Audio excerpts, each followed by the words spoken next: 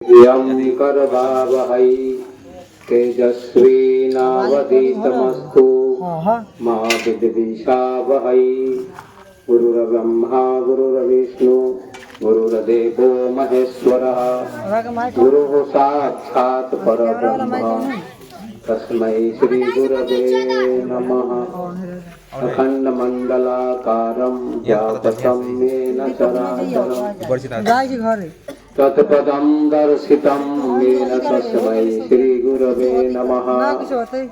सर्वे भवन्तु सुखिनः सर्वे सन्तु निरामयाः सर्वे भद्राणि पश्यन्तु मा कश्चित् दुःखभाग् भवेत्। ॐ शान्तिः शान्तिः शान्तिः।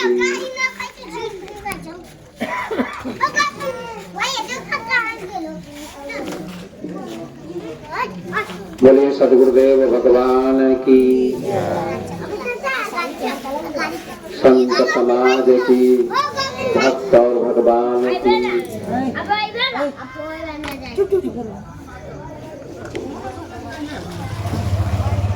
आज बड़े सौभाग्य की बात है कि राम पुकार जी की तरफ से सत्संग का आयोजन किया गया है।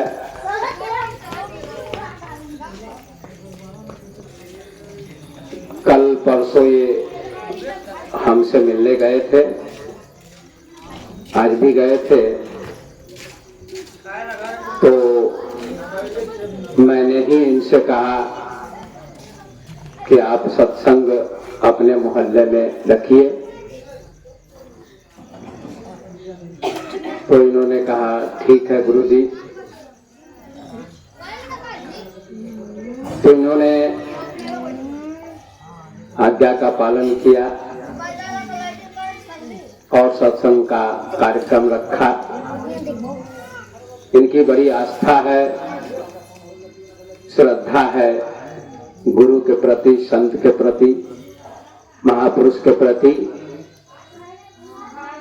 समय समय पर बाहर भी जाते हैं संतों के यहाँ और सत्संग सुनते हैं। तो इनकी आस्था जागृत हुई है और आज इनके दरवाजे पर हमको आना पड़ा इनकी श्रद्धा के कारण। हम लोग संत महात्मा को समझने का प्रयास करें। आज मैं आप लोगों को संत, साधु और संत किसे कहते हैं इसी पर चर्चा करूंगा, क्योंकि भारत के गांव-गांव में, शहर-शहर में साधु संतों की कथा होती है, प्रवचन होता है, सत्संग होता है और लोग सुनते हैं।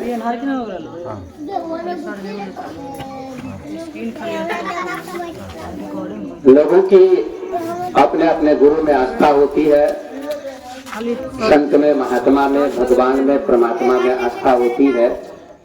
ये अच्छी बात है, आस्था होनी चाहिए, श्रद्धा होनी चाहिए, क्योंकि बिना श्रद्धा के, बिना आस्था के, बिना भाव के आपके दरवाजे पर संत नहीं आएंगे, ज्ञानी नहीं आएंगे और आपको कथा का, प्रवचन का लाभ नहीं मिलेगा। मगर मैं कुछ बात कहना चाहता हूं कि संतों का भी लोगों ने बंटवारा कर लिया, साधु का भी बंटवारा कर लिया, महात्मा का भी बंटवारा कर लिया। पूरे भारत में साधु संत कथा प्रवचन करते हैं पर पंथ का प्रचार करते हैं, संप्रदाय का प्रचार करते हैं। ये फला संप्रदाय के संत हैं, फला पंथ के संत हैं। अभी मैं सूचना सुन रहा था जिन्होंने भी सूचना दी मेरे बारे में अच्छी ही सूचना दी, बच्चों को छुपा देंगे थोड़ा, अच्छी सूचना दी कि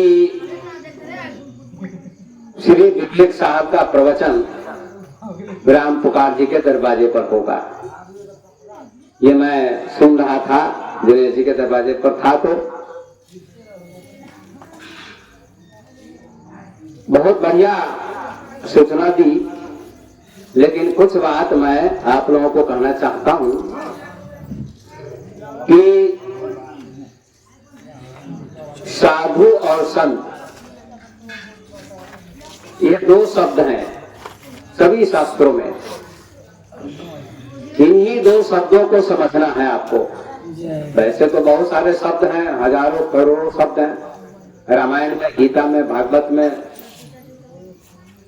वेद में, उपनिषद में, बाइबल में, कुरान में, सारे ग्रंथों में हजारों लाखों शब्द हैं। और दो शब्द बहुत प्रचलित हैं, साधु और संत। इन दो शब्दों को समझना बहुत आवश्यक है। और इन दो शब्दों में बहुत झगड़ा है, बहुत विवाद है, और सब जगह सर्वत्र विवाद चल रहा है कि अमुक संप्रदाय का संत आए हैं, अमुक संप्रदाय के साधु आए हैं। लोगों ने साधु को, संतों को संप्रदाय में बांट दिया। कोई कबीरपंथी है, कोई रामानंदी है, कोई बौद्ध है, कोई जैन है, कोई ईसाई है, कोई मुसलमान है, अनेक धर्म मत पंथ हैं। लेकिन आप लोग इसको समझिए, बहुत दिनों से आप लोग सत्संग करते हैं, सुनते हैं, पर साधु संतों को संप्रदाय में बांटने का प्रयास मत करिए। लेकिन आप लोग भी साधु संतों को संप्रदायों में बांटे हुए हैं। हमारा पूरा समाज साधारण व्यक्ति नहीं, बड़े बड़े विद्वान संप्रदाय बात का नारा लगाते हैं। कबीरपंथी साधु आते हैं तो कहते हैं कबीर साहब का ही मार्ग सर्वश्रेष्ठ है। कहीं राम के मानने वाले संत आते हैं, वो कहते हैं राम ही सर्वश्रेष्ठ है, राम की उपासना करो और किसी की नहीं, राम की पूजा करो, किसी की नहीं।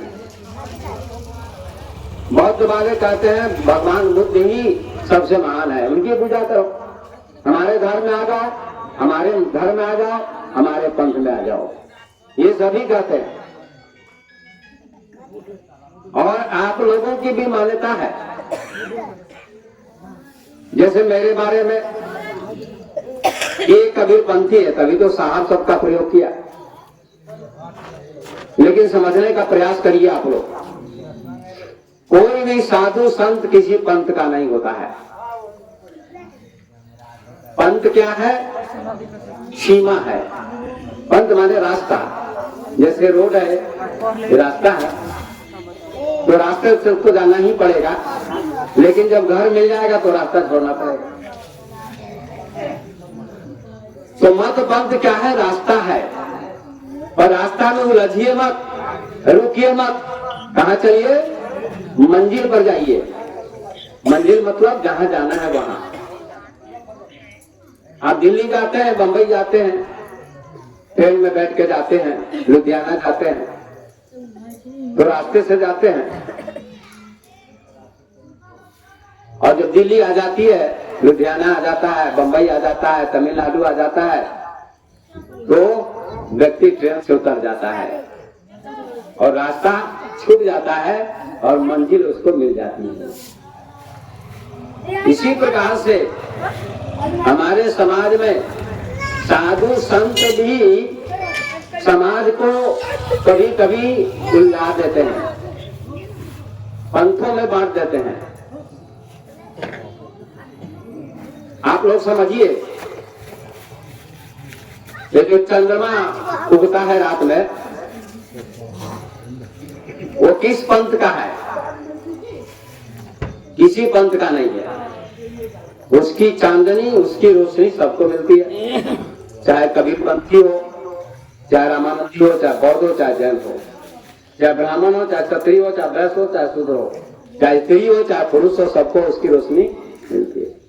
दिन में सूरज निकलता है और सूरज जो निकलता है, सूरज का प्रकाश किसी एक देश के लिए नहीं निकलता है। सूरज किसी एक देश का नहीं होता है, सब देश के लिए होता है। भारत के लिए भी, इंग्लैंड के लिए, अमेरिका के लिए, नेपाल के लिए, सब देश के लिए उसका प्रकाश है। सूरज को आप सीमा में नहीं बांध सकते हैं कि हमारे भारत का सूरज है। नहीं, सूरज भारत का नहीं है, सूरज पूरे विश्व का है। इसी प्रकार से हवा जो बहती है वो किस पंथ की है? सबके लिए है, हिंदू के लिए, मुसलमान के लिए, सबके लिए है। पानी बहता है, नदी का पानी या तालाब का पानी, कुएं का पानी, नल का पानी, वो सबके लिए होता है, किसी एक के लिए नहीं होता है। नदी सबके लिए बहती है, किसी एक के लिए नहीं बहती है। नदी पर किसी का अधिकार नहीं होता है, सबका अधिकार है। इसी प्रकार से संत पर सभी का अधिकार होता है। संत किसी एक पंथ के, मजहब के, संप्रदाय के नहीं होते। इसलिए इस बात को मन से निकाल दीजिए। पूर्ण ज्ञानी महात्मा कहते हैं संत किसी पंथ का नहीं होता है, वो सब पंथ का होते हैं। इसीलिए वेद के ऋषि कहते हैं सर्वे भवन्तु सुखिनः, सभी सुखी रहे। ऐसा नहीं कहते कि हिंदू सुखी रहे और बौद्ध दुखी रहे, हिंदू सुखी रहे, मुसलमान दुखी रहे, बौद्ध दुखी रहे, ऐसा नहीं कहते। ऋषि कहते हैं सर्वे भवन्तु सुखिनः, सभी सुखी रहे। इसमें सभी का मतलब क्या? सभी आ गए। उधर बात की होती थोड़ा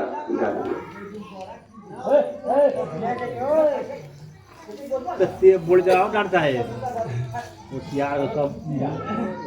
सभी सुखी रहे। मतलब क्या? सभी, स्त्री पुरुष, बच्चा जवान, धनी गरीब, सभी सुखी रहे। कितना सुंदर वचन है वेद का। सर्वे भवन्तु सुखिनः, सर्वे सन्तु निरामया, और सभी निरोग रहे, किसी को रोग ना हो। ये वेद का वचन है, कितना सुंदर वचन है। सर्वे सन्तु निरामया, सभी निरोग रहे, कोई दुखी ना हो। लेकिन मुसलमान कहता है हमारा धर्म श्रेष्ठ है, हिंदू भी कहता है हमारा धर्म श्रेष्ठ है, बौद्ध भी कहता है हमारा धर्म श्रेष्ठ है। इसका मतलब कि हम ही जाएंगे परमात्मा के पास, बाकी सब नरक में जाएंगे। ये कहाँ का नियम है? जब सर्वे भवन्तु सुखिनः, सर्वे सन्तु निरामया, सर्वे भद्राणि पश्यन्तु, सभी को अच्छी दृष्टि से देखो, बुरी दृष्टि से किसी को भी मत देखो। न मुसलमान को, न बौद्ध को, न जैन को, न स्त्री को, न पुरुष को, न गरीब को, न धनी को, सबको अच्छी दृष्टि से देखना चाहिए। क्या सुंदर वर्णन किया है ऋषि। सर्वे भद्राणि पश्यन्तु मा कश्चित् दुख भाग भवेत्, किसी को दुख न हो। बहुत सुंदर वर्णन किया ऋषि ने। फिर आप लोगों ने ये पंथ का बंटवारा क्यों किया? आप लोगों ने नहीं किया है, आपका दोष नहीं है। ये बड़े बड़े साधु संतों का, पैगंबरों का दोष है कि उन्होंने समाज को बांटने का काम किया। और मैं आपको बता देना चाहता हूं कि मैं किसी पंथ का नहीं हूं, मैं सभी पंथ का आदर करता हूं। लेकिन आप लोगों की भावना भी है कि विवेक बाबा कबीरपंथी है। नहीं, मैं कबीरपंथी नहीं हूं, न रामानंदी हूं, मैं केवल संत हूं। भाई डॉक्टर के पास आप जाते हैं तो डॉक्टर पूछता है कि तुम कबीरपंथी हो कि रामानंदी हो? नहीं पूछता है, सबका इलाज करेगा, चाहे कबीरपंथी हो चाहे रामानंदी हो, चाहे मुसलमान हो चाहे हिंदू हो, सबका इलाज करेगा डॉक्टर। संत तो डॉक्टर की तरह होते हैं जो सबका इलाज करते हैं, सबका कल्याण चाहते हैं, किसी एक का नहीं। बड़ा दुर्भाग्य है कि मंदिर अलग बना है हिंदुओं का, मस्जिद अलग बनी है, गुरुद्वारा अलग बना है, लेकिन हॉस्पिटल सबके लिए वही है। हिंदू के लिए भी, मुसलमान के लिए भी, ईसाई के लिए भी, बौद्ध के लिए भी। क्या हॉस्पिटल बटा है? नहीं बटा है, पर साधुओं को लोगों ने बांट लिया। हॉस्पिटल नहीं बटा, स्टेशन नहीं बटा, ट्रेन सबके लिए वही है, बस सबके लिए वही है, हॉस्पिटल सबके लिए वही है, और साधु का मंदिर बट गया, आश्रम बट गया। करीपंथी आश्रम में सीताराम नाम नहीं हो सकता है, रामानंदी में सतनाम नहीं जप सकता है। और मुझे इस गांव में भी बहुत बुरी दृष्टि से देखा जाता है कि विवेक बाबा विद्वान तो है, पर सीताराम को नहीं मानते हैं, राम नाम को नहीं मानते हैं। मुझे समझने का प्रयास कीजिए। मेरा ज्ञान ऐसा है जैसे समुद्र, और समुद्र में सभी नदी समा जाती है।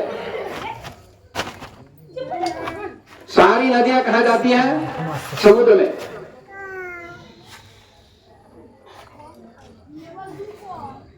आप जाइए आश्रमों में, बौद्ध आश्रमों में आप राम नाम का उच्चारण नहीं कर सकते, मुसलमान की मस्जिद में नहीं कर सकते। क्यों? परमात्मा अनेक है क्या? परमात्मा एक है। एकम सद्विप्रा बहुधा वदंती। वेद के ऋषि कहते सत्य एक है और उसके नाम अनेक हैं। हमको महात्मा कहिए, संत कहिए, बाबा कहिए, साधु कहिए, लेकिन मैं तो एक ही हूं। एक बाप है बेटे की दृष्टि में, पत्नी की दृष्टि में पति है, मां की दृष्टि में बेटा है, नानी की दृष्टि में नाती है, लेकिन है तो एक ही आदमी। एकम सत्य विप्रा बहुधा वदंती। सत्य एक है, पर ज्ञानी लोगों ने अनेक प्रकार से उसका नाम रखा, व्याख्या की। मैं तो ऑलराउंडर व्यक्ति हूं, लेकिन ना समझ लोग मुझे नहीं समझ पाते और मुझे ही कहते हैं, किसी को नहीं मानते। मेरे आश्रम में कोई सीताराम कह ले, कोई दिक्कत नहीं है। मेरे आश्रम में कोई कृष्ण का नाम ले ले, कोई दिक्कत नहीं है। मेरे आश्रम में कोई हनुमान जी का नाम ले ले, कोई दिक्कत नहीं है। मैं तो सबका स्वागत करता हूं।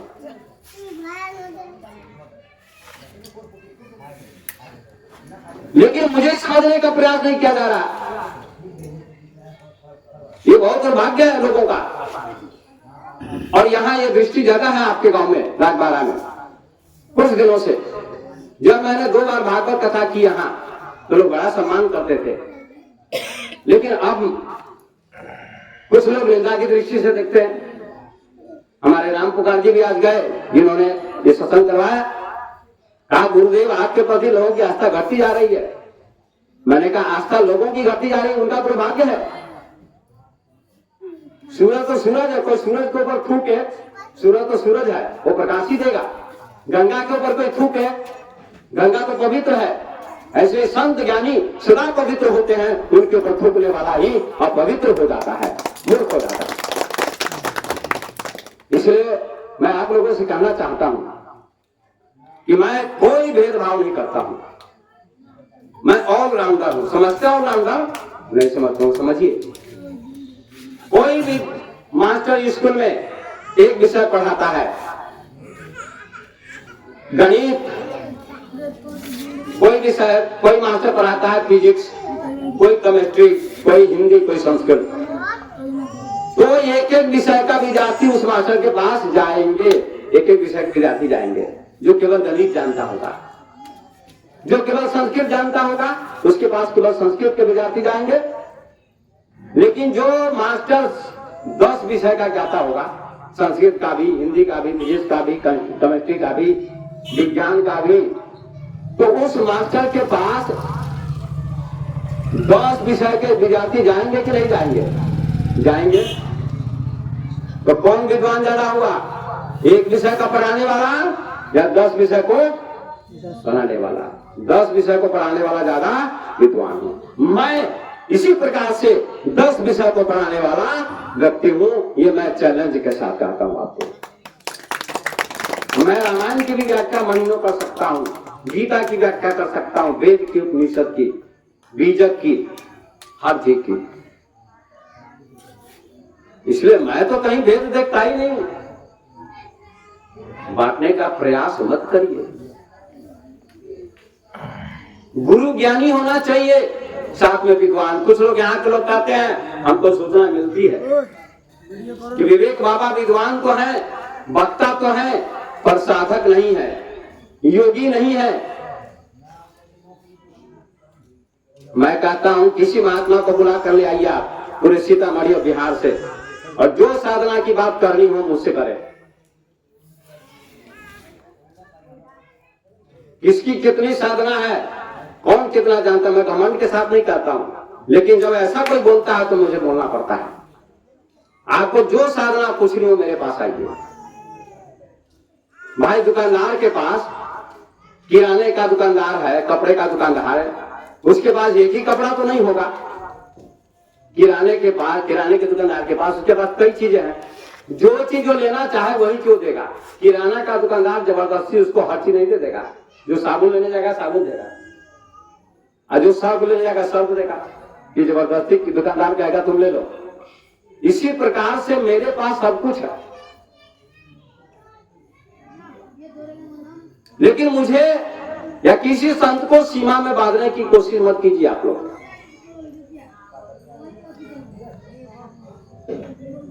कबीर साहब ने यहां तक कहा, यदि आप कबीर को समझते हैं थोड़ा बहुत, मैं तो समझता हूं कबीर को नहीं समझते सही से।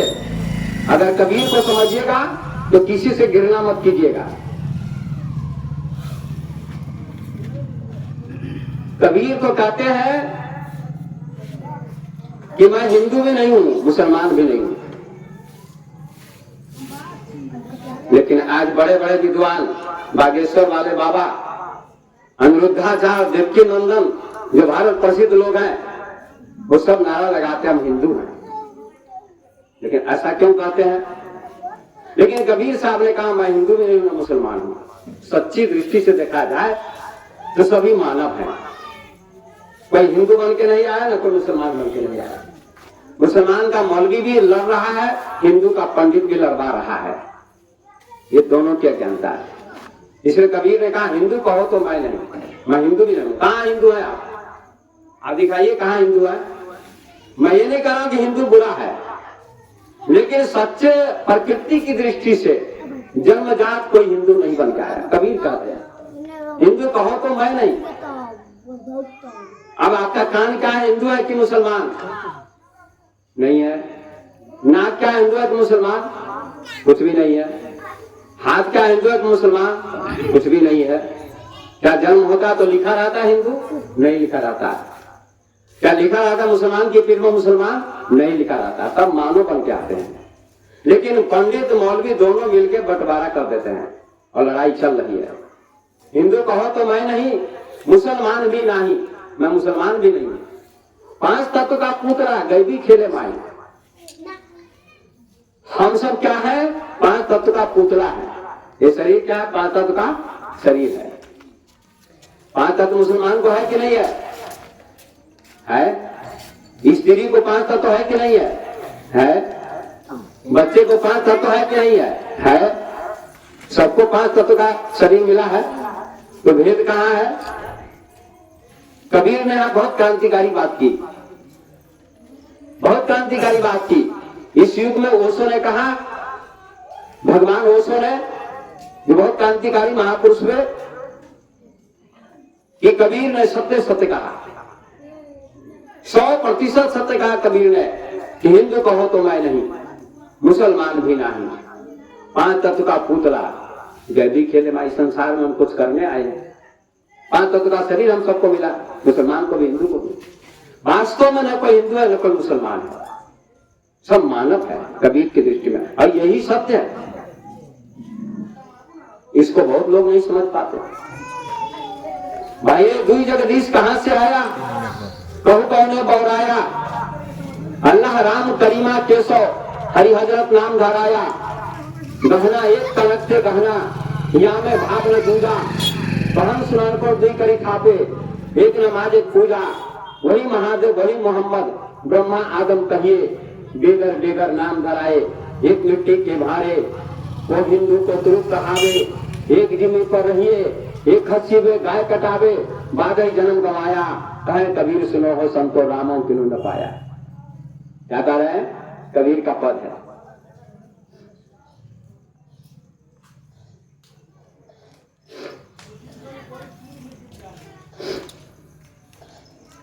भाई दुई जगदीश कहां से आया, दो भगवान कहां से आ गए, भगवान तो एक ही ना है, तो भगवान 10 है, 10 नहीं है।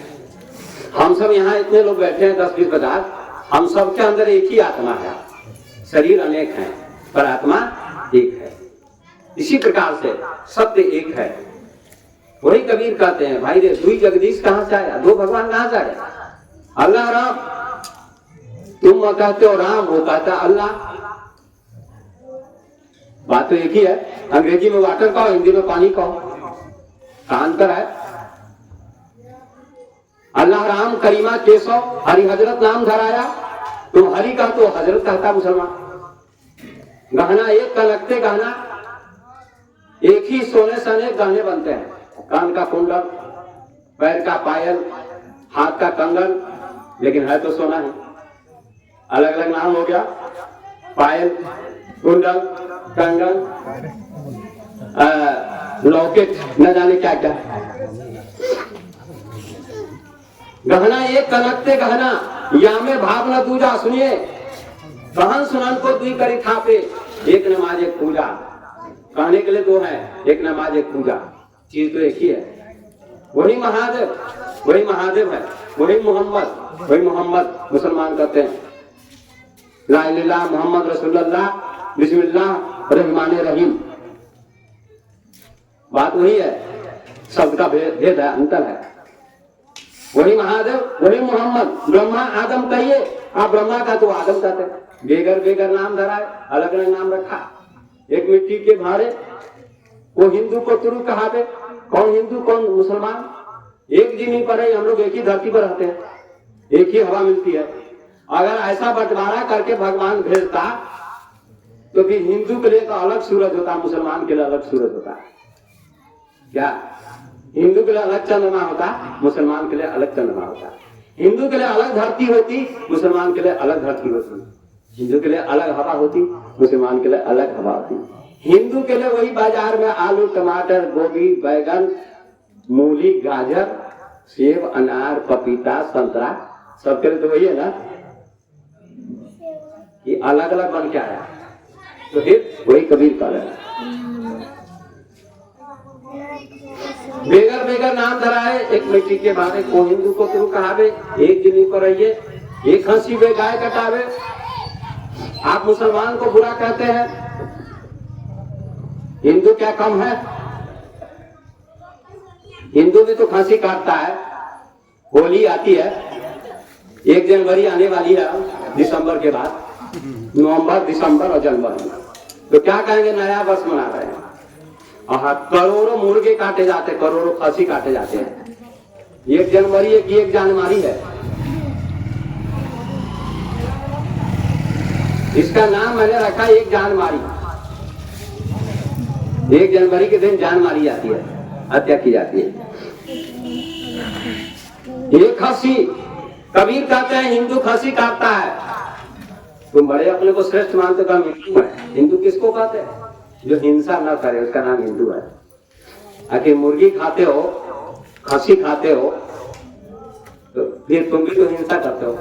एक खसी में गाय कटाते, वो गाय काटता है। बादल जन्म गमाया, व्यर्थ में जन्म गमा रहे हो। कहे कबीर सुनो हो संतो, राम को किसी ने पाया, राम को किसी ने भी नहीं पाया, न मुसलमान ने न हिंदू ने। कोई नहीं पाता नाम को।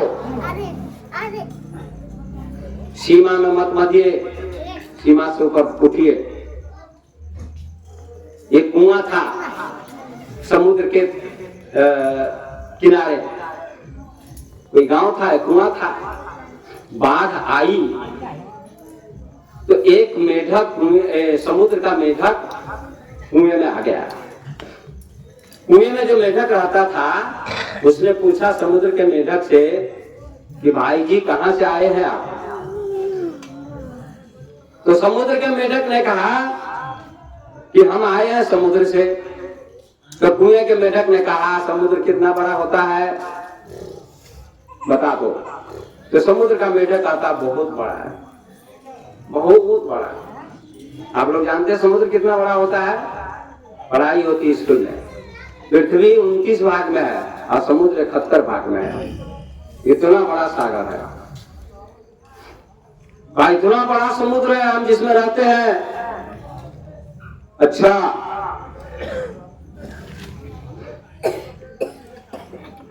तो कुएं के मेढक ने एक छलांग लगाया कुएं में और कहा इतना बड़ा समुद्र है तुम्हारा?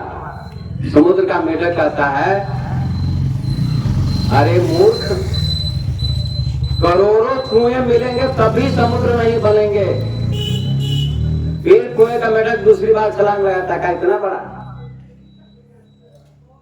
ये तीसरी बार छलांग लगाता, का इतना बड़ा सागर है तुम्हारा समुद्र भर? समुद्र के मेढक ने कहा तुम कितनी छलांग लगा लो लेकिन इसी कुएं में कूदते रहोगे। बाहर आओगे तो पता चलेगा कि मेरा घर कितना बड़ा है। तो कुएं के मेढक ने कहा नालायक बदमाश, निकल जा मेरे घर से, मेरा कुआं ही सबसे बड़ा है। उसको भगा दिया। किसको? समुद्र के मेढक को निकाल दिया, भगा दिया। इसका क्या अर्थ है? इस कहानी से ज्ञान मिलता है आपको कि हम लोग अपने अपने कुएं में बैठे हुए हैं। हिंदू के कुएं में, मुसलमान के कुएं में, कबीर पंथ के कुएं में, रमानंदी के कुएं में आगे बढ़ना नहीं चाहते। बहुत आश्चर्य की बात है। इसलिए साधु संतों को मत बांटिए। एक धर्म सम्मेलन हो रहा था, सभी संप्रदाय के लोग वहां बैठे थे, कबीर पंथी, रमानंदी, बौद्ध, जैन, सब। आप लोगों ने सुना होगा ईसाई धर्म होता है। आपके गांव में भी ईसाई धर्म का प्रचार हो चुका है, सुनते हैं। और कहते जल दे देता है सब बीमारी ठीक हो जाती है। अगर जल दे देने से सब बीमारी ठीक हो जाए तो सारे हॉस्पिटल बंद हो जाएंगे। ये सब बिल्कुल बकवास है। कोई जल देने से बीमारी ठीक नहीं होती है। छठ में गाते हैं, महिलाएं गाती हैं कि छठी मैया की कृपा से कोढ़ी का कोढ़ दूर हो जाता है। जो नेपाल में जो लालगढ़ हॉस्पिटल बना है वो काहे बना है? चर्म रोगियों के लिए जनकपुर में बना है। ऐसा कुछ नहीं होता है, लेकिन लोगों ने मान्यता मान ली, कल्पना कर ली ठीक हो जाएगा। अंधे को आंख मिल जाएगी तो कोई भी अंधा नहीं रहेगा दुनिया में।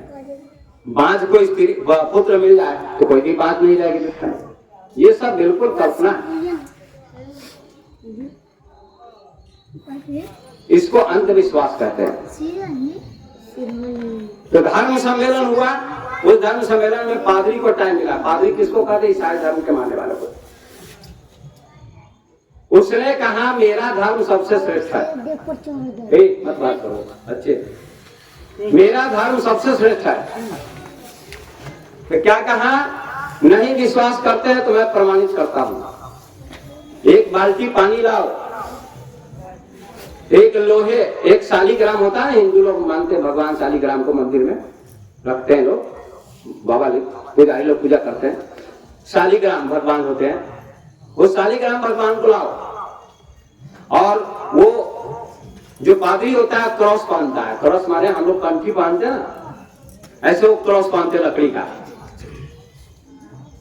तो एक बाल्टी पानी लाया गया, हजारों की भीड़ है, और उस बाल्टी में पादरी कहता है कि जितने भी भगवान दुनिया में वो सबसे श्रेष्ठ हमारे भगवान ईसा मसीह। ईसा मसीह के नाम से ईस्वी चल रही है, 2024 अभी चल रहा है। किसके नाम से? ईसा मसीह के नाम। और सब ईसा मसीह को ही मान रहे हैं।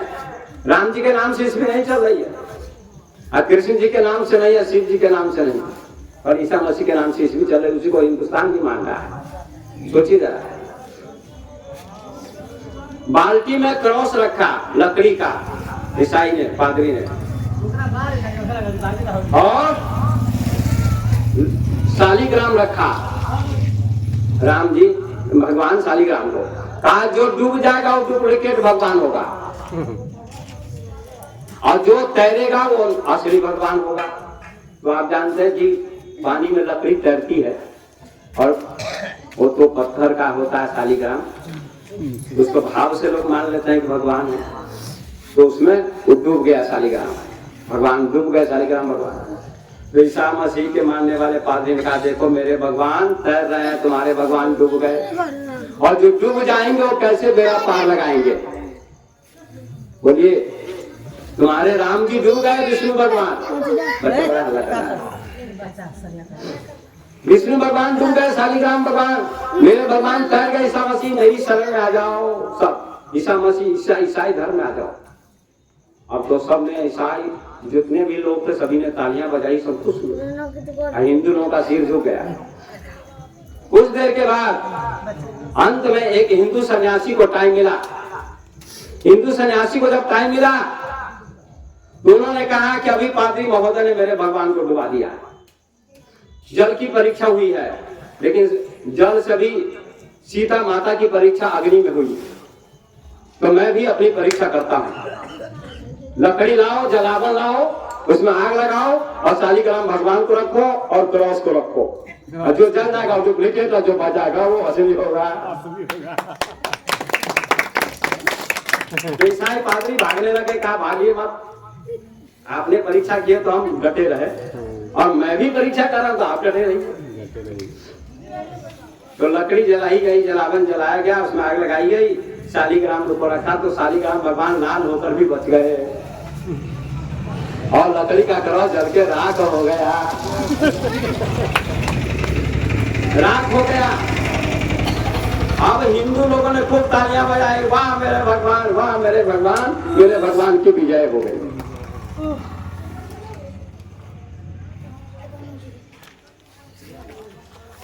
तो एक दूसरे को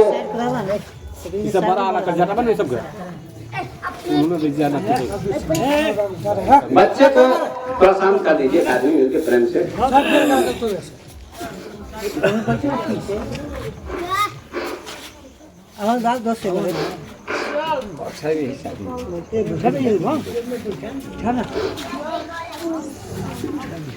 कबीर साहब कहते सब विवाद है, अगर शालिग्राम भगवान डूब गए तो ईसाई खुश, और क्रॉस जल गया तो हिंदू खुश। अब एक तरफ एक खुश होगा, एक तरफ एक दुखी होगा। कबीर साहब कहते किसी को दुखी करने की जरूरत नहीं है, सब एक ही भगवान के अनेक नाम है। ये कहानी करके हिंदू मुसलमान लड़ने का प्रयास करते हैं। ईसा मसीह का भी सिद्धांत अच्छा ही है, लेकिन ईसा मसीह के मानने वाले समझ नहीं रहे। ईसा मसीह भारत में आए और यहाँ से ज्ञान की शिक्षा लेकर गए, तब विदेश में उन्होंने प्रचार किया प्रेम का, भारत से शिक्षा ली। तो आइए आगे चलते हैं। तो संत को, महात्मा को, भगवान को बांटने का प्रयास मत करिए। संत सभी संप्रदाय के, सभी के लिए है, एक के लिए नहीं।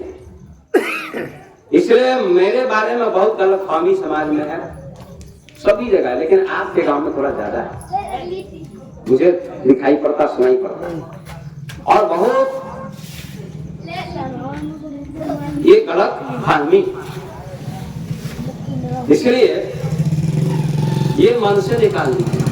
मैं सबके लिए हूं, मैं अपने को पंथी नहीं कहता कि मैं कभी पंथी हूं। संत कह सकते हैं, अगर आप साहब लगाते हैं तो मैं कभी पंथी हो गया, मैं सीमा में पड़ गया।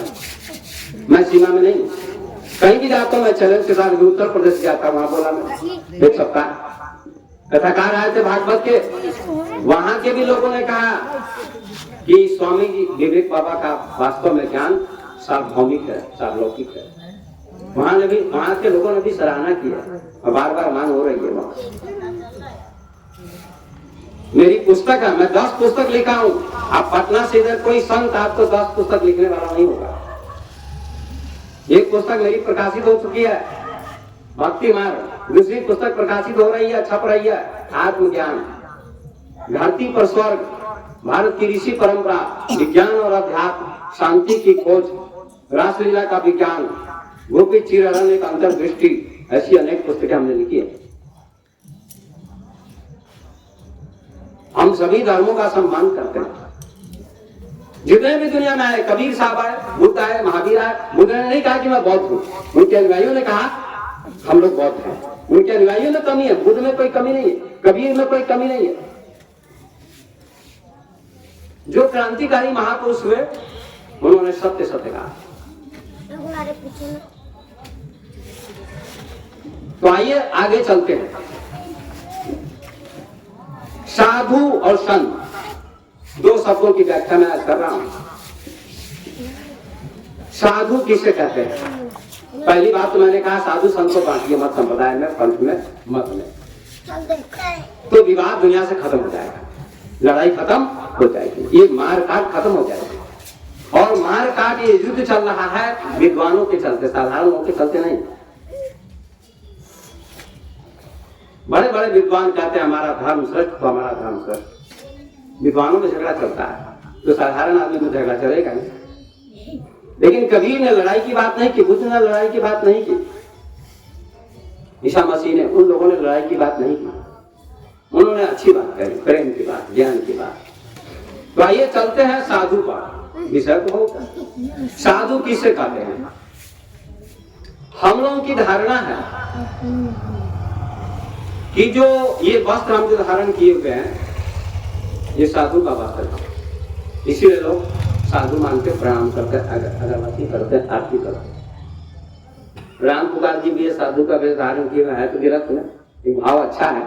जाते हैं जयपुर और कुछ भगवान का नाम लेते हैं, कुछ मिलता है, जाते हैं और सेवा भी करते। कल वस्त्र हमको दे के गए, 100 रुपया भी दिए और वस्त्र भी दिए 3, एक चादर, एक असला और एक और कुछ था बनियान, माने गंजी। बिहार में गंजी कहते हैं और दूसरे प्रांत में गंजी कहेगा तो लाठी पड़ेगा आपको, है ना। गंजी माने जिस स्त्री का सिर गंजा हो गया हो, बाल हो गया, उसको गंजी कहते हैं, है ना। उसको बनियान कहते हैं। चलिए कोई बात नहीं। तो साधु की परिभाषा सुन लीजिए। आप लोगों ने साधु की परिभाषा बहुत संतों से सुनी होगी। साधु साधु साधु बहुत प्रचलित शब्द है, साधु और संतोष शब्द। वो स्वामी जी ने भी रामायण में बार बार साधु शब्द का प्रयोग किया है। कबीर साहब ने लिखा, कबीर साहब संगत की साधु की, हरे बोर की खाधी, ओछी संगत गुरूर की, आठों पहर उपाधि, संगत से सुख उपजे तो संगत से दुख होए, कहें कबीर कहाँ जाइए जहाँ अपनी संगति होए। साधु शब्द का प्रयोग किया।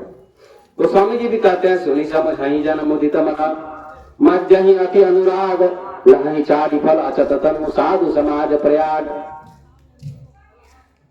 साधु समाज रूपी प्रयागराज में आपको 4 फल मिलेंगे, धर्म, अर्थ, काम और मोक्ष। साधु शब्द का प्रयोग किया तो स्वामी जी ने। अब सवाल है कि साधु का वेश तो बहुत धारण कर लेते हैं, तो क्या साधु वेश धारण कर लेने से साधु हो जाएगा? नहीं होगा। यदि ऐसा है, देखिए सत्य थोड़ा कड़वा होता है, सत्य को बर्दाश्त करिए। सभी साधु संत सत्य नहीं बोलते हैं, कुछ चिकनी चुपड़ी बात बोलते हैं और समाज की आंखों पर पट्टी बांधने का प्रयास करते हैं, हाँ में हाँ मिलाते हैं। लेकिन कबीर ने हाँ में हाँ नहीं मिलाया, बुद्ध ने नहीं, ईसा मसीह ने नहीं, इस युग में ओशो ने नहीं। सत्य सत्य का, क्या तुम मानो या न मानो तुम्हारी मर्जी, लेकिन सत्य कहूंगा। इसलिए कबीर साहब कहते साहस कहो तो मारन धावे झूठे जगपति आना, नेमी देखा धर्मी देखा प्रात करे स्नाना। आत्म मारी पसा नहीं पूजे उनमें कछुआ में ज्ञान आ। सांच कहो तो मारन धापे, मैं सत्य कहता हूं तो लोग मारने दौड़ते हैं, और झूठ कहता हूं तो लोग विश्वास करते हैं। ये कबीर का पद है, मेरा पद नहीं है। सत्य तो यही है कि भेष धारण करने से साधु नहीं होता है। लाल वस्त्र पहनते सन्यासी, सफेद वस्त्र पहनते कबीरपंथी, जैन पीला वस्त्र पहनते बौद्ध।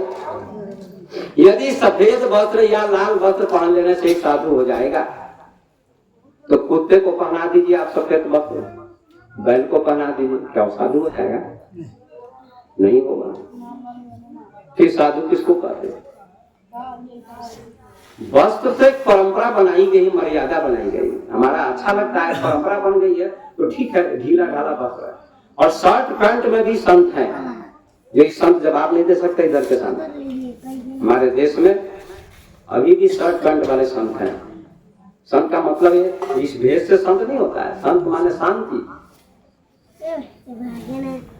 कहीं से भी आपको शांति मिल गई, आप संत हो गए।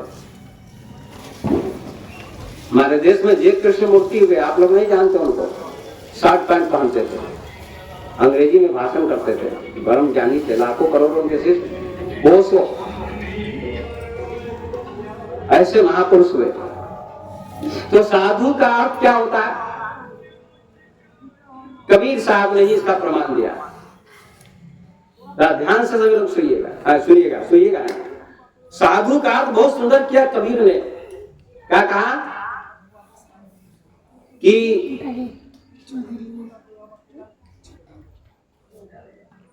तन को योगी सब करे, मन को करे न कोई, सहजे सब सिद्धि पाइए जो मन योगी होए। योगी कहिए, साधु कहिए, एक ही बात। जो योग करता है उसका नाम योगी है। योग किसे कहते हैं इसका भी अर्थ बहुत अच्छा है, लेकिन मैं भी नहीं बताऊंगा। साधु का अर्थ क्या है? जो साधना करता है, उसका नाम क्या है? साधु। आप गृहस्थ में हैं, अगर आप साधना करते हैं, आप बीड़ी नहीं पीते हैं, सिगरेट नहीं पीते हैं, मछली मांस नहीं खाते हैं, दारू नहीं पीते हैं, शराब नहीं पीते हैं, लड़ते नहीं हैं, झगड़ते नहीं हैं, और ध्यान करते हैं, साधना करते हैं, तो आप साधु कहे जाएंगे, इसमें कोई दो मत। अगर साधु बन के आश्रम में रहता है और उसका मन पर कंट्रोल नहीं है, तो साधु नहीं है। मठ का क्या अर्थ होता है? कभी अर्थ किया आपने, सुना? मठ माने, मठ में दो अक्षर है, म माने मन, ठ माने ठहरना। जहां मन ठहर जाए उसका नाम मठ है। अब मन किसका ठहरा हुआ है? लाखों में किसी एक का मन ठहरता है, साधु का भी नहीं ठहरता। जो साधु भेष धारण कर लिया, मठ में रहते, लाखों चेला भी हो जाए तो भी मन नहीं ठहर सकता। ये मत सोचिए कि लाखों चेला होगा तो मन ठहर गया, ऐसा कोई जरूरी नहीं है। और कोई चेला नहीं, उसका कम चेला है, फिर भी उसका मन ठहरा हुआ हो सकता है, क्योंकि जो ध्यान करेगा, योग करेगा, उसका मन अवश्य ठहर जाएगा और वो ज्ञानी कहलाएगा। बुद्ध भगवान का मन ठहरा हुआ था, कबीर का मन ठहरा हुआ था, ओशो का मन ठहरा हुआ था, नानक का मन। अब यहां बैठे हैं, मेरे शब्दों को आप सुन रहे हैं, और जो ही अभी कहीं मन नहीं जाता होगा आपका, कहीं जाता होगा, एकदम बिल्कुल टकटकी लगी हुई आपकी मेरे शब्दों पर। क्या बोलेंगे भगवान, आगे क्या बोलेंगे, एकदम कहीं मन नहीं जा रहा। और जो ही यहां से जाएंगे और आंख बंद कीजिए, बिराजवाड़ा, सोनवर्षा, सीतामढ़ी, कलकत्ता, दिल्ली, बंबई, कहाँ का मन भागने लगता है। इतना चंचल मन ठहर गया था, थोड़ी देर के लिए अभी ठहर गया, एक प्रकार से मान गया। ऐसे ही बुद्ध का मन ठहर गया, ओशो का मन ठहर गया, बड़े बड़े महापुरुष का मन ठहर गया। थोड़ी देर के लिए ठहरता है, ज्यादा देर के लिए नहीं ठहरता है, लेकिन परम ज्ञानी का मन बहुत देर के लिए ठहरता है, इसमें समय लगेगा। तो साधु का अर्थ होता है जो साधना करता है। साधना माने क्या? बहुत सारी बात सब है, अभी एक दिन में सारी बात बताने लगता। साधना माने साधन।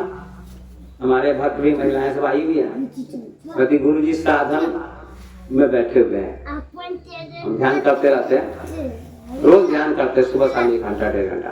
और ध्यान का अर्थ आप लोग अभी नहीं, मैं बताऊंगा, दूसरे दिन एक दिन और प्रवचन दूंगा कहीं, है ना। चाहे दिनेश जी क्या हो चाहे कहीं हो, तो मैं ध्यान का अर्थ बताऊंगा, आज ही बताऊंगा। आज साधु का अर्थ बता देता हूँ। ध्यान का अर्थ बहुत ऊंचा होता है। तो साधु का अर्थ होता है जो साधना करे। ये माइक साधन है ना, इसे बोलते हैं। बस ट्रेन साधन है, ऐसे ही शरीर भी एक साधन है। तो साधना करता है मन को कंट्रोल करने के लिए, चाहे जिस भेष में रहे, साधना करो, योग करो, ध्यान करो, जप भी करो थोड़ी देर के, वो भी ठीक है, जब भी खराब नहीं है ना। लेकिन साधु का अर्थ, लेकिन जप तप योग सबसे ऊंचा ध्यान है। अब इसकी चर्चा मैं दूसरे दिन करूंगा। जैसे 5 अंगुलियां हमारी हैं, आपकी एक हाथ में, दोनों में 10, तो 5 की जरूरत है कि एक ही की जरूरत है? 5 की जरूरत है, एक से काम नहीं चलेगा, खाएंगे तो 5 अंगुलियों। इसी प्रकार से सबकी जरूरत है। पहले जप करो, तप करो, योग करो, और अंत में आपको तब ध्यान की ओर मुड़ना है। अगर ध्यान कर लेते हैं तो सब काम हो जाता है, लेकिन उसकी चर्चा मैं नहीं करूंगा। तो साधु का होता है तन को योगी सब करे, कबीर कहते हैं। शरीर को तो योगी सब लोग कर लेते हैं, तिलक चंदन लगा लेते हैं, है ना, तिलक चंदन लगा लेते हैं। इसलिए गांव में लोग कह देते हैं कि तिलक चंदन करके कसाई का काम करता है। बहुत से लोग कहते हैं कंठी चंदन मधुरी बानी और दगाबाज की लोग कहते हैं ना। आगे नहीं कहूंगा, आगे आप ही लोगों को पता होगा। तो कंठी चंदन करो, करना बुरा नहीं है, लेकिन वैसा आचरण होना चाहिए, वैसा व्यवहार होना चाहिए। तुलसीदास जी ने रामायण में बहुत सुंदर चौपाई लिखी है, सुनिएगा। लिखते हैं, लकी सुरेश जगवंचक जेऊ, बेस प्रताप पूजिए तेऊ, ये कुवैस साधु सन्मानु, अजलि जग जामवंत हनुमानु। क्या कहते हैं? लकी सुरेश जगवंचक जेऊ, सुंदर वेश धारण किए हुआ है, बड़ी बड़ी जटा है, तिलक बढ़िया किए हुआ है, साधु का वस्त्र धारण किए हुआ है, लेकिन है वो था तुलसीदास जी कहते हैं। लेकिन वेश की महिमा से, वेश के प्रताप से लोग उसको पूछते हैं कि बड़ा बाबा है? तीसरे चौथे साल हरपुरवा में एक बाबा आया था, कहा मिट्टी की ईंट को मैं सोने की ईंट बना दूंगा। हजारों लोग कहा बाबा बना दीजिए, पहले 10,000 रुपया लाओ दक्षिणा तब बनाएंगे। देखिए कितनी ठगी चल रही है, पहले 5,000 रुपया दो, 10,000 रुपया दो, तब मिट्टी की ईंट को सोने की ईंट बना दूंगा।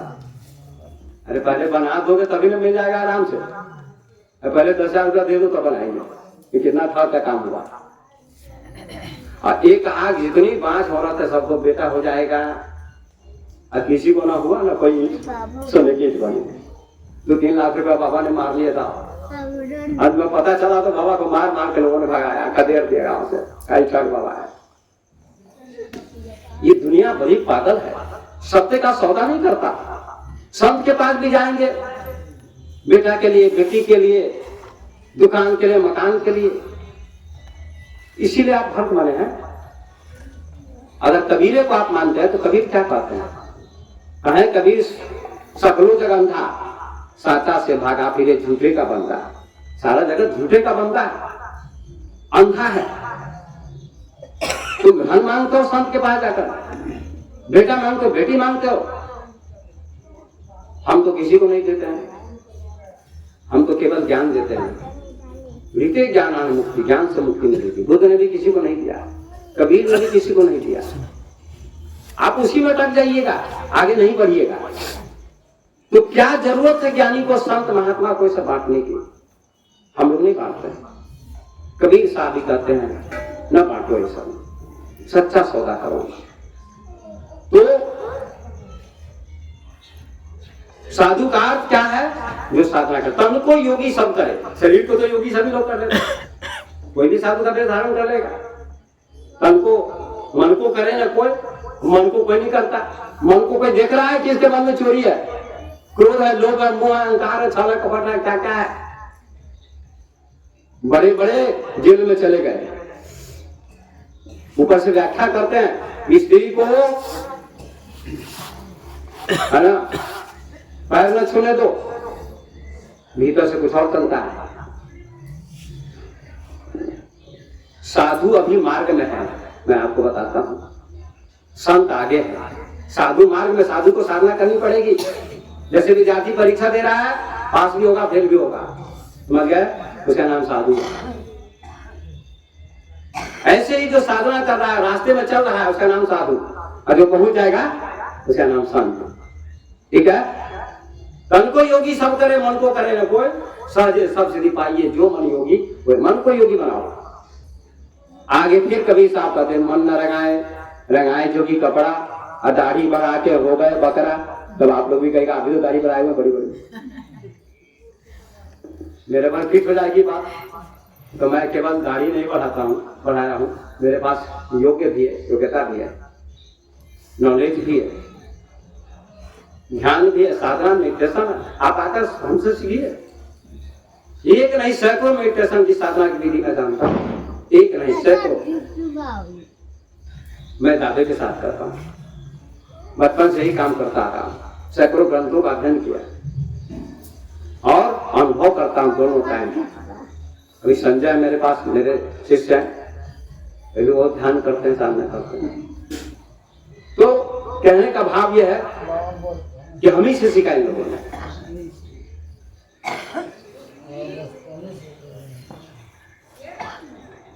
दिनेश जी भी थोड़ा बहुत करते हैं और भक्ति सब है ना। कुछ करती महिला मैंने नाम नहीं लेना चाहिए, कुछ लोगों को एतराज हो जाता है कि फला का नाम ले लिया तो गड़बड़ हो जाता है कि गुरु जी पक्षपात करते हैं। ये गड़बड़ बात है, पक्षपात में नहीं करता हूँ। अब सभी भक्तों में हनुमान जी का नाम आगे है, तो क्या पक्षपात हो गया क्या? नहीं भाई जी, जिसकी जैसी भावना वैसा नाम लिया जाता है। तो आइए चलते हैं। तन को योगी सब करे, मन को करे न कोई, सहजे सब सिद्धि पाइए जो मन योगी। कोई मन को योगी बनाना, ठीक है? अच्छा, तुलसीदास जी कहते हैं, लकी सुबेश जग बंचक जाऊ, बेश प्रताप पूज्यते किए कुबेश साधु सन्मानु, जीव जग जाम बंद हनुमानु। हनुमान जी और जामबंद जी को कोई भेष नहीं था अच्छा, क्या? फिर भी हनुमान जी की पूजा हो रही, सबसे पहले राम की पूजा से पहले हनुमान की आराधना होती है, होती कि नहीं होती है? होती है। पहले हनुमान आराधना करने वाले भी खैनी खा लेंगे तो इंटरवल हुआ तो जाकर बीड़ी पी लेंगे। कितने लोग, क्या हनुमान जी बीड़ी पीते थे? खैनी खाते थे। हनुमान जी तो परम भक्त थे, इसलिए शुद्ध भक्त होना चाहिए, परम भक्त होना चाहिए। तो वेश का खंडन कर रहे हैं।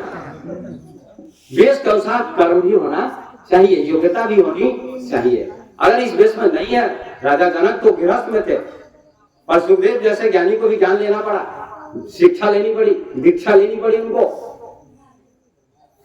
साधु वेश से कोई ज्ञानी नहीं हो जाता, मुक्त नहीं हो जाता, एक परंपरा बनी हुई है, कोई बात नहीं है। तो साधु का जो साधना करता हो, योग करता हो, ध्यान करता हो, अंतर्मुखी हो गया हो, जिसका मन, ऐसे व्यक्ति को हम साधु कहेंगे। साधु माने क्या? साधु संस्कृत का शब्द है। ये किस साधु सब पूछिए, साधु शब्द का अर्थ क्या है? साधु शब्द का अर्थ जानते ही नहीं लोग, संस्कृत का शब्द है। साधु माने अच्छा, नहीं कहते साधुवाद, साधुवाद आपको बहुत बहुत साधुवाद ऐसा कहा जाता है कभी कभी। तो एक मतलब क्या हो? साधु माने अच्छा काम करने वाला, साधु माने अच्छा काम करने वाला, उसका नाम साधु हो गया। कोई भी अच्छा काम करे साधु, बस अर्थ हो गया इसका, वेश कैसा भी हो। अब आइए, लेकिन वेश की परंपरा है, कोई बात नहीं, इसकी मैं निंदा नहीं करता हूं, मैं भी इसी वेश में हूं। लेकिन मैं वेश से कोई मुक्ति पालेगा, ये बिल्कुल गलत बात है। मन लगाए लगाए जोगी कपड़ा, दाढ़ी बढ़ा के हो गए बकरा, जंगल जाए जोगी जटा बढ़ाए, और काम जरा के जोगी हो गए हिजरा। कबीर कहते हैं, जंगल में जाकर जाता है, जटा बढ़ा लेता है और काम को जलाता है, जलाता है। काम माने काम वासना, स्त्री से दूर रहना हमको, कहते कबीर एक गलत बात है, काम को जलाने वाला गलत है, काम को जलाना नहीं चाहिए। अब ये कबीर साहब की बानी है, इसका कोई साधु संत शायद ही करेगा। काम को जलाने की जरूरत नहीं है, काम को मिटाने की जरूरत नहीं है, वासना को बदलने की जरूरत है। जैसे कच्चा चावल आप खाते हैं, खाइएगा, मान लीजिए तो कच्चा चावल खाने से क्या होगा, पेट खराब हो जाएगा, होगा कि नहीं होगा।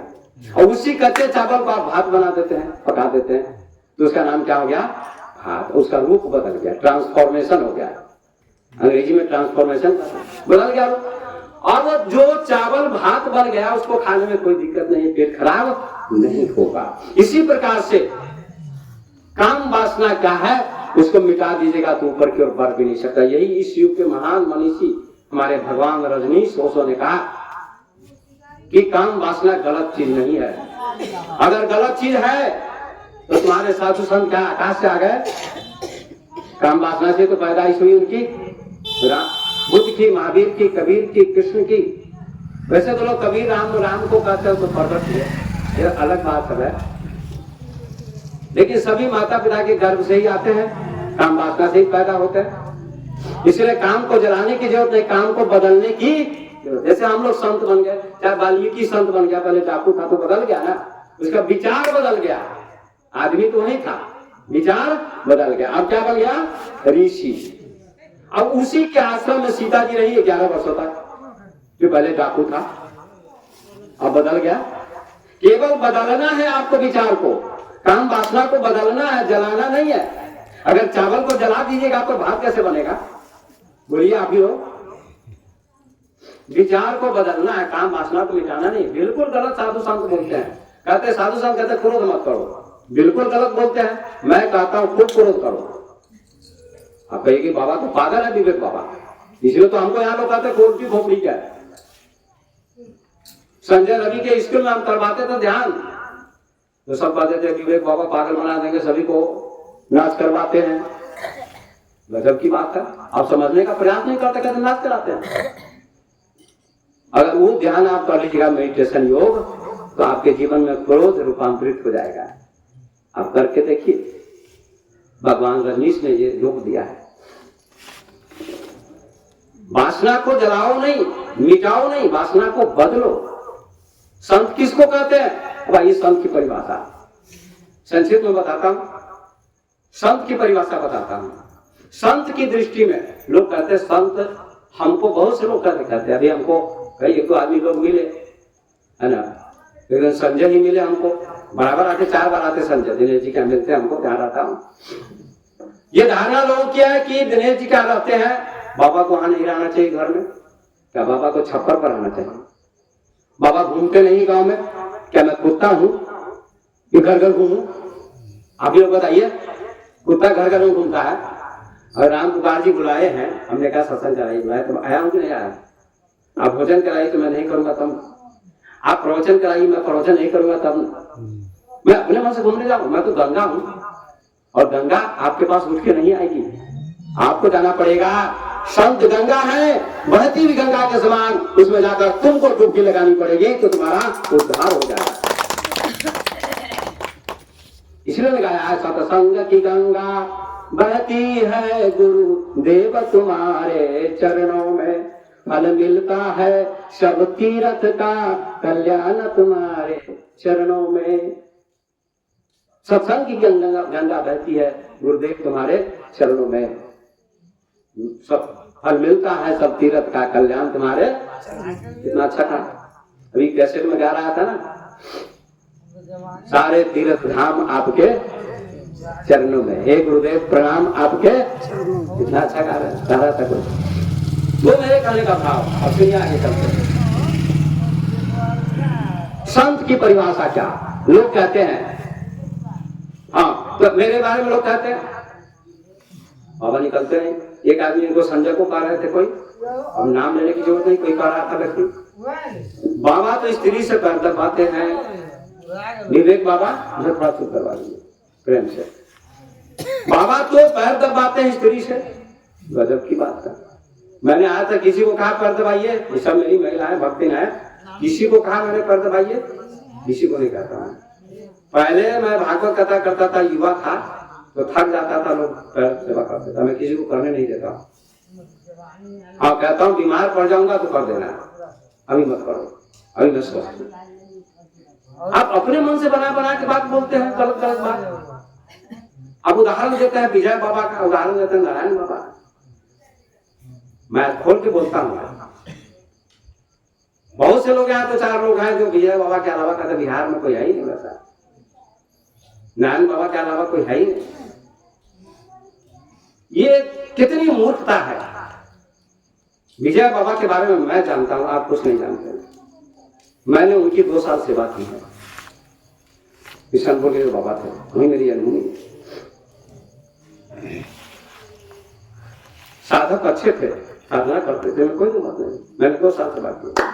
उसके बाद मैं चला गया हरिद्वार अध्ययन के, उनके जाने के बाद वो यहाँ के लोग कहते हैं बिला गए, मतलब गायब हो गए। जाति भाषा में बिलाना, बिला गए बाबा। ये गजब की बात है। मैं वहां साक्षात देखने वाला, वो कहीं बिलाए उलाए नहीं। भंडारा हुआ, लोगों से कहा मैं कहीं जा रहा हूँ, जरूरत आऊंगा कि नहीं आऊंगा कोई पता नहीं चलेगा, नहीं आया। ये कहा बढ़ा चढ़ा के बात बोलते, थोड़े करे राम बहुत करे कविता। और विजय बाबा स्त्री से बहुत डरते थे, साधक तो थे लेकिन पूर्ण ज्ञान नहीं हुआ था उनको। मैं चैलेंज के साथ कहता हूं, उस समय मैं 8वीं कक्षा में था, मात्र उनसे संस्कार मिला, लेकिन पूरा ज्ञान मैं हरिद्वार गया, कहाँ गया, और अंत में ओशो भगवान से मुझको शिक्षा मिली, ज्ञान मिला। तो साधक अच्छे थे, इसमें कोई तो मत नहीं है। लेकिन अब स्त्री पुरुष की बात है, सुन लीजिए कि स्त्री से बहुत दूर भागते थे लोग। कहते इस संत को स्त्री का पैर नहीं छूना चाहिए, नहीं छुआना चाहिए। काहे नहीं छुआना चाहिए? पुरुष शराब पी के आएगा छुएगा, पुरुष शराब पी के आएगा छुएगा। पुरुष पवित्र है, अब महिला कितनी भी भक्त है वो पैर नहीं छुएगी। क्या पवित्र हो जाएंगे सर? जब हम गंगा है तो गंगा में कोई स्नान करेगा तो पवित्र हो जाएगा, चाहे स्त्री हो चाहे पुरुष हो। तो फिर भेद किस बात का? वो अधूरा संत होगा जो पैर नहीं छूने देगा। हाँ, छुआने की इच्छा नहीं होनी चाहिए कि छुए हमको। हम लोग किसी की चाहे तो छुओ। अब अपने मन से कोई आता है उसको छूने देते हैं, क्या फर्क पड़ गया? कोई फर्क नहीं पड़ता। संत के पास स्त्री को नहीं रहना चाहिए, नहीं तो संत भ्रष्ट हो जाएंगे। ये लोगों की धारणा है ना, पूजा हो रही है। नारायण बाबा को भी पूर्ण आत्मज्ञान नहीं हुआ था। किसी जन्म के प्रभाव से वो तपस्वी बने, लेकिन जो पूर्ण ज्ञानी होगा स्त्री पुरुष में भेद नहीं होगा उनको। वो डरते थे स्त्री से, ये भी डरते थे। रामकृष्ण परमहंस, आप लोगों ने नाम सुना होगा, विवेकानंद के गुरु रामकृष्ण परमहंस। उनके पास पत्नी थी और विवेकानंद के गुरु बने, सोचिए। और रामकृष्ण परमहंस अपनी पत्नी को मां कहते थे। है कोई साधु अपनी पत्नी को मां कहने वाला? कोई पत्नी वाला साधु हो और उसको कहिए कि अपनी पत्नी को तुम मां मानते हो? नहीं। वैसा पावर कैसे आएगा? बिना ध्यान के नहीं आएगा। रामकृष्ण परमहंस साधना करते थे, अपनी शारदा को मां कहते थे, काली के रूप में मानते थे। महात्मा गांधी भी अपनी पत्नी को मां कहते थे। ये 2 आदमी हुए भारत में। आप समझते कुछ भी नहीं है, बोलते रहते कुछ भी। विवेक बाबा पैर दबाते हैं। संत जिसके पास, सुखदेव जी भागवत में कथा है, नग्न ही जा रहे थे। एक तालाब में महिलाएं नग्न स्नान कर रही थी और सुखदेव जी ने वहां देखा कि महिलाएं, तो सुखदेव जी की दृष्टि में न स्त्री थी न पुरुष था। ज्ञानी किसको कहते हैं? ज्ञानी किसको कहते हैं? मन में वासना न हो, पूर्ण ज्ञानी तब हो जाता है वो। मन में ही स्त्री पुरुष है।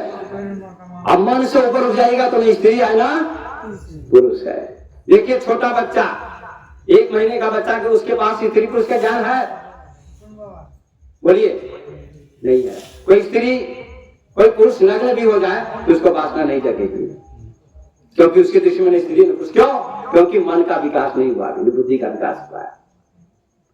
वही बच्चा जब 10 साल का होगा तो स्त्री पुरुष का ज्ञान हो जाएगा, 5 साल का आजकल के युग में, 7 साल में। और पूर्ण ज्ञानी हो जाएगा, उसको भी स्त्री पुरुष का भेद नहीं रहता। सुखदेव जी आगे बढ़ गए, उन नग्न स्त्रियों को देखते हुए, देखे नहीं, वो नजर गड़ा के देखे नहीं, आगे बढ़ गए, क्योंकि उनकी दृष्टि में स्त्री थी न पुरुष था। ये भागवत का उल्लेख है। आगे बढ़ गए, और आगे बढ़ गए, उसी रास्ते से उनके पिता ब्याह जा रहे थे।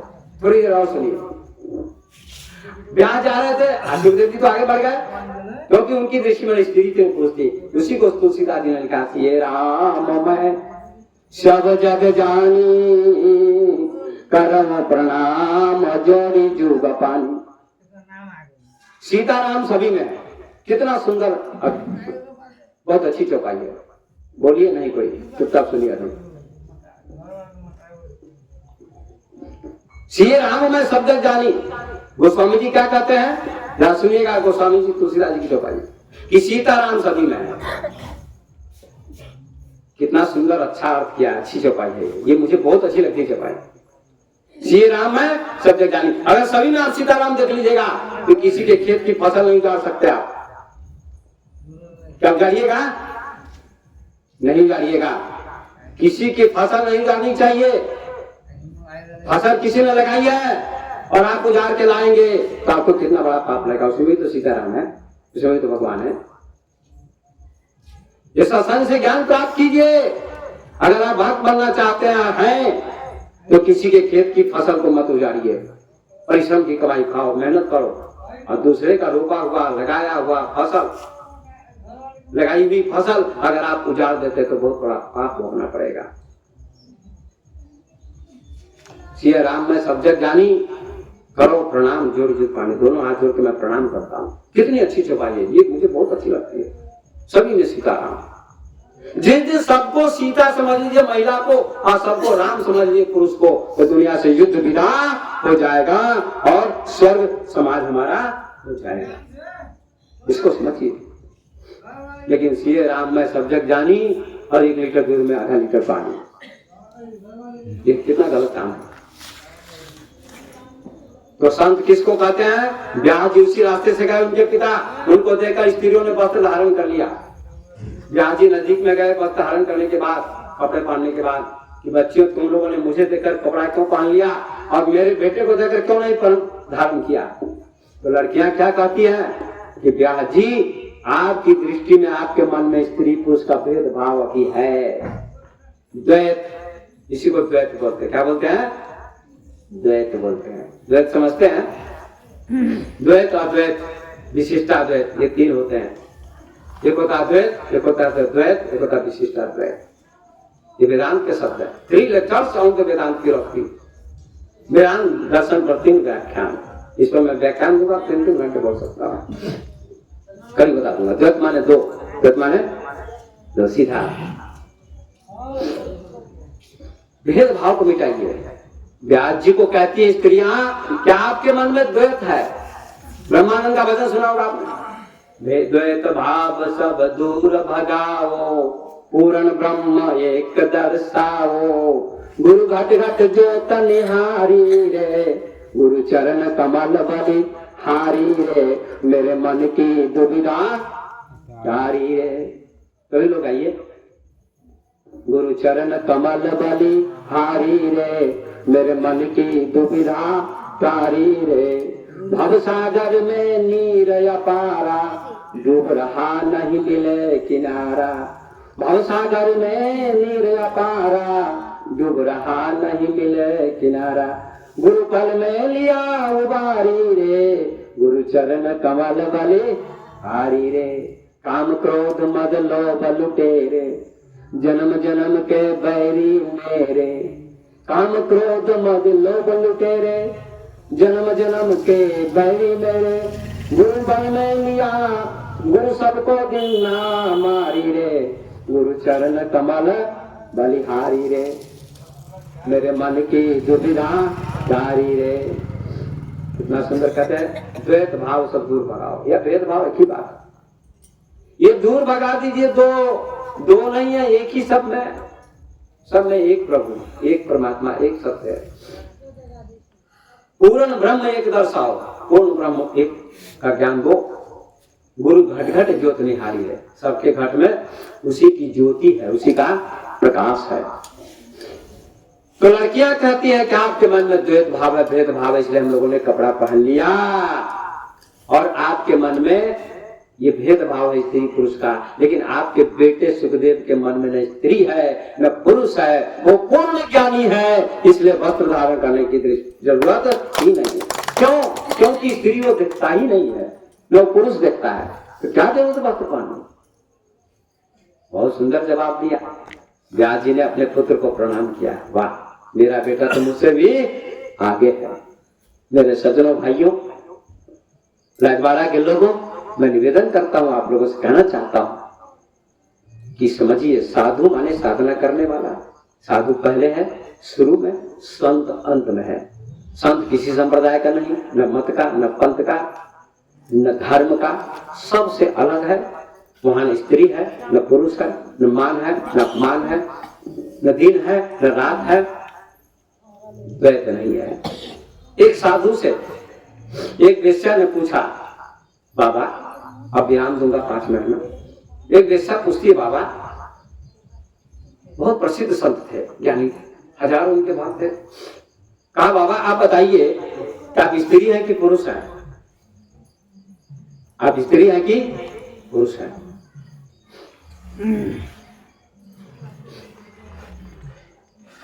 तो बाबा ने कहा, अभी इसका उत्तर नहीं दूंगा, जब मैं मरने लगूंगा तो इसका उत्तर दूंगा। तो कहते हैं बाबा की जब मृत्यु होने लगी, मौत होने लगी, तो उनके हजारों भक्त वहां आए देखने के लिए, दर्शन के लिए। वो वेश्या भी वहां पहुंची और वेश्या कहती, बाबा आपसे मैंने प्रश्न पूछा था कि आप स्त्री हैं कि पुरुष हैं, आप इसका उत्तर नहीं दिए, आप इसका उत्तर दीजिए। तो बाबा ने कहा कि वेश्या, मैं पुरुष हूं, मैं पुरुष हूं। तो वेश्या कहती है, आप पहले ही बता देते कि मैं पुरुष हूं उसी समय, इतने दिन लगाने की क्या जरूरत है मरने के समय में? आप बता रहे हैं कि मैं पुरुष हूं। अच्छा, आप लोग बताइए कि आप पुरुष है कि स्त्री है? इधर वाले बताइए, आप लोग हाथ उठाइए कि पुरुष है कि स्त्री है? बोलिए ना, पुरुष है आप लोग? हाँ कहिए ना, पुरुष है। इधर स्त्री बैठी है। लेकिन मैं कहना चाहता हूं कि पुरुष एक ही है दुनिया में, सभी स्त्री है।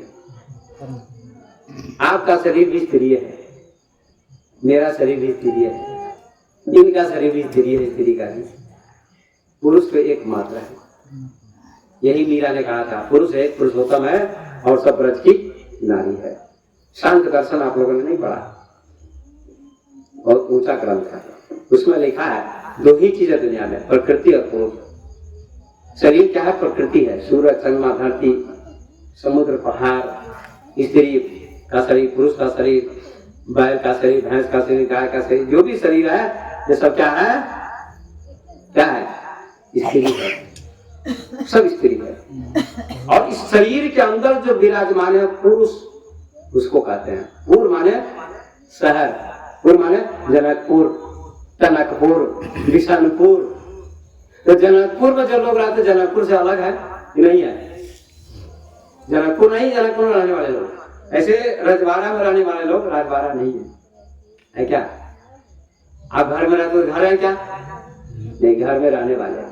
शरीर भी घर है, नगर है, शहर है। इसमें जो एक आत्मा रहती है, चेतना रहती है, सोल रहता है, मुसलमान रूह कहता है, उसी का नाम पुरुष है। और उसको जो जान लेता है वह पुरुष बन जाता है और मुक्त हो जाता है, भगवान में लीन हो जाता है। इसलिए व्यवहार में तो स्त्री पुरुष दिखाई पड़ते ही हैं, और शादी विवाह भी होगा ही। संसार में, लेकिन ज्ञानी इस बात को समझते हैं, सभी लोग नहीं समझते हैं, और भक्त को भी धीरे धीरे समझना चाहिए। तो उस संत ने कहा कि मैं पुरुष हूँ। उस समय मेरे मन में कुछ वासना शेष थी, क्रोध लोभ मोह भी शेष था। अब सब ध्यान साधना करके मिट चुका है। अब मैं उस सत्य को, परमात्मा को जान चुका हूँ। अब मैं पुरुष बन गया। तो साधु और संत की परिभाषा मैंने की है, आप लोगों ने श्रवण किया। 1 घंटा सवा घंटा हो गया, 1.5 घंटा। अब मैं वाणी को विराम देता हूँ, क्योंकि कुछ स्वास्थ्य भी ठीक नहीं है, सर्दी जुकाम बहुत ज्यादा हो चुका है। लेकिन संयोग से देखिए, मंच पर बैठा हूँ तो एक बार भी कुछ गड़बड़ नहीं हुआ। ये भी विचित्र है, इसी को चमत्कार कहते हैं। ऐसे कई बार उछुड़ के मैं जाता नाक साफ करने के लिए, लेकिन मंच पर बैठा हूँ तो एक बार भी नहीं उठा, ना हुआ कुछ। इसी को कहते परमात्मा की कृपा, गुरु की कृपा। और हमारे राम पुकार जी का भाव, एक बार मैंने कहा राम पुकार जी आप इतने बड़े भाग हमारे, और एक बार आप अपने मोहल्ले में जरा प्रवचन करा लीजिए, मैं आया हुआ हूँ तो अच्छा रहेगा। इन्होंने कहा गुरु जी आज्ञा स्वीकार है, तो स्वीकार करके देखिए, सत्संग हो रहा है। बहुत बहुत धन्यवाद के पात्र हमारे राम पुकार जी के नाम से ताली बजाइए आप लोग, इतने अच्छे परम भक्त हैं। तो मैं किसी साधु संत की निंदा नहीं करता हूँ, जो सच्ची बात है, सच्ची व्याख्या है, वो मैंने की है आपके सामने। आप लोग चिंतन करिए, मनन करिए, ठीक है, और समझने का प्रयास करें।